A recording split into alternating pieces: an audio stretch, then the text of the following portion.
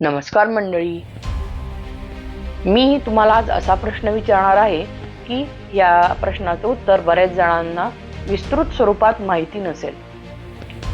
असं का म्हणते हे व्हिडिओच्या शेवटी तुम्हाला समजेलच.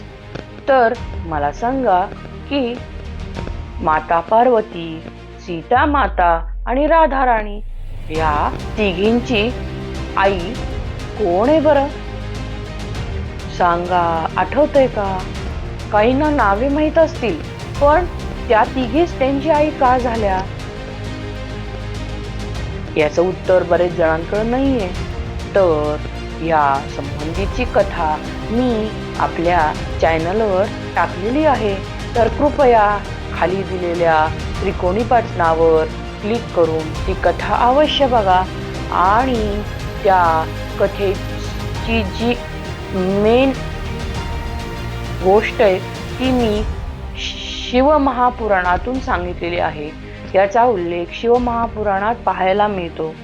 त्यामुळे ही गोष्ट स्वतः ऐका, आपल्या प्रियजनांना, आपल्या लहान मुलांना नक्की ऐकवा आणि त्यांच्या आणि आपल्या ज्ञानात वाढ करा.